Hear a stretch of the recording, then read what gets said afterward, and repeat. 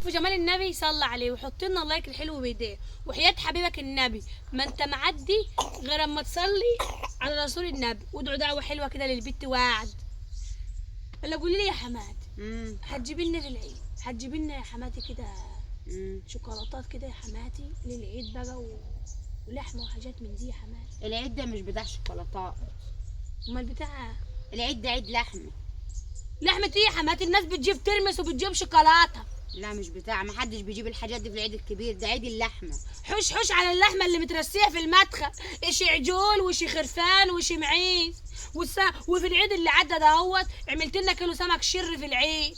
قال عيد اللحمه. ايوه عيد اللحمه. اللحمه بتخر من جنابكم، عيد اللحمه. مش عاجبي. هي فين اللحمه دي يا اختي؟ ما بتجريش بخير ابدا. انا ماليش فين، عايزه شوكولاته. ما فيش، ما بنجيبوش العيد الكبير وترمس، والله لا جايبه ترمس وشوكولاته يا حماد. مش امك هتجيب لك موسى؟ مين؟ امي. انا ما بعتمدش على موسن امي، موسن امي دي بيبقى ترويجه كده بتحلي بيه في الاخر.